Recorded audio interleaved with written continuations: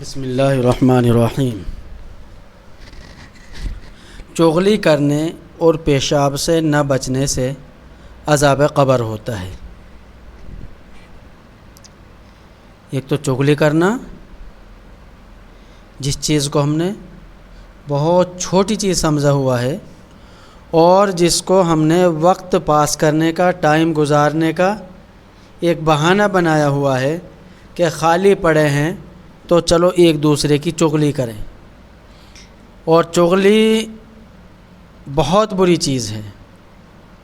چغل خور کی اللہ کے نبی نے فرمایا کہ بخشش نہیں ہوگی، اور اللہ کے نبی نے فرمایا ہے کہ پیشاب کی جو چھینٹیں ہوتی ہیں ان سے نہ بچنے کی وجہ سے اکثر عذاب قبر ہوتا ہے۔ اس کے بارے میں حضرت ابن عباس رضی اللہ عنہما سے روایت ہے کہ حضور پاک صلی اللہ علیہ وسلم کا 2 قبروں پر گزر ہوا۔ آپ نے ارشاد فرمایا ان کو عذاب ہو رہا ہے۔ کیا فرمایا اللہ کے نبی نے؟ کہ ان قبر والوں کو عذاب ہو رہا ہے، اور کسی بڑی مشکل کام کے سبب عذاب نہیں ہو رہا، بلکہ ایسی معمولی باتوں پر جن سے بچ سکتے تھے۔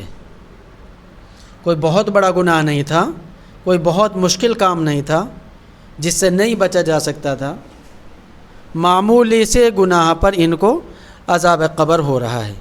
پھر آپ نے ان دونوں کے گناہوں کی تفصیل بتائی کہ ان دونوں میں ایک پیشاب کرنے میں پردہ نہیں کرتا تھا، اور ایک روایت میں ہے کہ پیشاب سے نہ بچتا تھا، یعنی پیشاب کی چھینٹوں سے نہ بچتا تھا۔ اس سے ہم کو یہ سبق لینا چاہیے کہ ہم کہیں پر بھی جہاں ہمارا دل کرتا ہے وہاں کھڑے ہو کے پیشاب کرنے لگ جاتے ہیں۔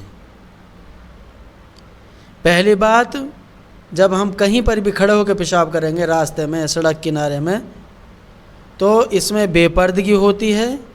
ایک تو اس وجہ سے اللہ کے نبی نے فرمایا ان کو عذاب ہو رہا ہے، اور دوسری پیشاب کی چھینٹوں سے نہ بچنے کی وجہ سے ان کو عذاب قبر ہو رہا ہے۔ اور یہ دوسرا چغل کرتا تھا، یعنی چغلی کرتا تھا۔ پھر آپ نے ایک تر ٹہنی منگا کر بیچ میں سے اس کو چیر کر اس قبر میں گاڑ دی، اور آدھی دوسری قبر میں۔ صحابہ نے عرض کیا یا رسول اللہ، آپ نے ایسا کیوں کیا؟ اللہ کے نبی نے فرمایا ان دونوں کو عذاب ان کے سوکھنے تک ہلکا کر دیا جائے گا۔ اسی لیے قبروں کے اوپر ہری ٹہنیاں رکھی جاتی ہیں کہ یہ اللہ کا ذکر کرتی ہیں۔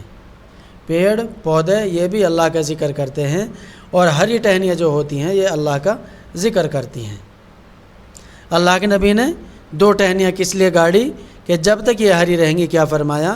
کہ جب تک یہ ہری رہیں گی جب تک ان کا عذاب ہلکا کر دیا جائے گا۔ چند مخصوص کاموں میں مخصوص عذاب، کچھ باتیں خاص جن کی وجہ سے خاص عذاب ہوتا ہے۔ بخاری شریف میں ایک طویل روایت ہے جس میں رسول اللہ صلی اللہ علیہ وسلم کا ایک خواب روایت کیا گیا ہے، جس میں عالم برزخ کے خاص خاص عذابوں کا ذکر ہے۔ آپ نے فرمایا کہ میں نے آج رات خواب دیکھا ہے کہ 2 شخص میرے پاس آئے اور میرا ہاتھ پکڑ کر مجھ کو ایک مقدس زمین کی طرف لے چلے۔ دیکھتا کیا ہوں کہ ایک شخص بیٹھا ہوا ہے اور دوسرا کھڑا ہے، اور اس کے ہاتھ میں لوہے کا زنبور ہے۔ اس بیٹھے ہوئے شخص کے کلے کو اس سے چیر رہا ہے، یہاں تک کہ گدی تک جا پہنچتا ہے۔ کتنا سخت عذاب ہو رہا ہے۔ زنبور سے کلے کو چیر رہا ہے اور گدی تک پہنچ جاتا ہے۔ پھر دوسرے کلے کے ساتھ بھی یہی معاملہ کرتا ہے، اور پہلا کلہ اس کا درست ہو جاتا ہے، وہ پھر اس پہلے کلے کے ساتھ ایسا ہی کرتا ہے۔ میں نے پوچھا یہ کیا بات ہے؟ وہ دونوں شخص بولے آگے چلو۔ ہم آگے چلے، یہاں تک کہ ایک ایسے شخص پر گزر ہوا جو لیٹا ہوا ہے، اور اس کے سر پر ایک شخص بھاری پتھر لیے کھڑا ہے۔ یہ کھڑا ہوا شخص اس پتھر سے اس لیٹے ہوئے شخص کا سر نہایت زور سے پھوڑتا ہے۔ جب وہ پتھر اس کے سر پر دے مارتا ہے تو پتھر لڑک کر دور جا گرتا ہے۔ جب وہ اس کو اٹھانے کے لیے جاتا ہے تو ابھی تک لوٹ کر اس کے پاس آنے نہیں پاتا کہ اس کا سر جیسا تھا ویسا ہی ہو جاتا ہے، دوبارہ سے بالکل صحیح سلامت ہو جاتا ہے، اور پھر اس کو اسی طرح پھوڑتا ہے۔ میں نے پوچھا یہ کیا ہے؟ وہ دونوں بولے آگے چلو، یہاں تک کہ ہم ایک غار پر پہنچے جو مثل تندور کے یعنی تندور جیسی تھی، اور اوپر سے تنگ چھوٹا منہ تھا، نیچے سے فراخ کھلی تھی۔ اس میں آگ جل رہی تھی اور اس میں بہت سے ننگے مرد اور عورتیں بھرے ہوئے تھے۔ جس وقت وہ آگ اوپر کو اٹھتی تو اس کے ساتھ وہ سب اوپر کو اٹھ آتے تھے، یہاں تک کہ قبر قریب نکلنے کے ہو جاتے تھے، اس آگ سے قریب نکلنے کے ہو جاتے۔ پھر جس وقت آگ بیٹھتی تو وہ بھی سب نیچے چلے جاتے۔ میں نے پوچھا یہ کیا ہے؟ وہ دونوں بولے آگے چلو۔ ہم آگے چلے یہاں تک کہ ایک خون کی نہر پر پہنچے۔ اس کے بیچ میں ایک شخص کھڑا ہے اور نہر کے کنارے پر ایک شخص ہے جس کے سامنے بہت سے پتھر پڑے ہیں۔ وہ نہر کے اندر والا شخص نہر کے کنارے کی طرف آتا ہے۔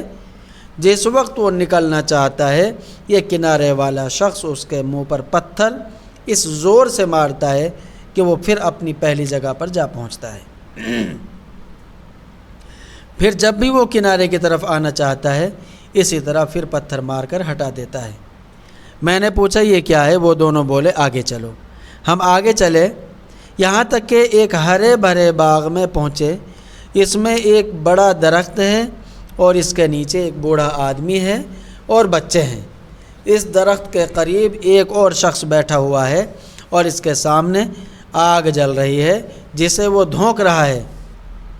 پھر وہ دونوں مجھ کو چڑھا کر درخت کے اوپر لے گئے۔ وہاں ایک گھر درخت کے بیچ میں نہایت عمدہ تھا، اس میں مجھے داخل کر دیا۔ میں نے اس گھر سے اچھا گھر کبھی نہیں دیکھا۔ اس میں بہت سے مرد، بوڑھے، جوان، عورتیں اور بچے تھے۔ پھر اس سے باہر لا کر اور اوپر لے گئے۔ وہاں ایک گھر پہلے گھر سے بھی عمدہ تھا، اس میں لے گئے۔ اس میں بوڑھے اور جوان تھے۔ میں نے ان دونوں شخصوں سے کہا کہ تم نے مجھ کو رات بھر پھرایا، تمام رات مجھ کو گھمایا، اب بتاؤ کہ یہ سب کیا اسرار تھے؟ انہوں نے کہا وہ جو تم نے دیکھا تھا جس کے کلے چیرے جاتے تھے، جو جمبور سے کلے چیرے جاتے تھے، وہ شخص جھوٹا ہے جو جھوٹی باتیں کرتا تھا اور وہ باتیں جہاں میں مشہور ہو جاتی تھی اس کے ساتھ قیامت تک یوں ہی کرتے رہیں گے۔ اس لیے ہمیں کوئی بھی بات کہنی ہے بہت سوچ سمجھ کر بولیں، کہیں ایسا نہ ہو کہ ہماری جھوٹی بات کی وجہ سے ہم اس عذاب کے اندر مبتلا ہو جائیں۔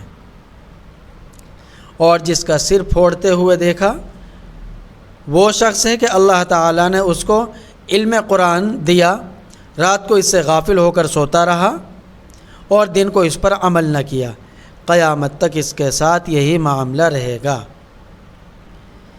یعنی جس بندے نے قرآن پاک پڑھا، علم دین حاصل کیا، اس کے لیے عمل کرنا بھی بہت ضروری ہے۔ اور جن کو تم نے آگ کے غار میں دیکھا وہ زنا کرنے والے لوگ ہیں، جن کو خون کی نہر میں دیکھا وہ سود کھانے والے ہیں۔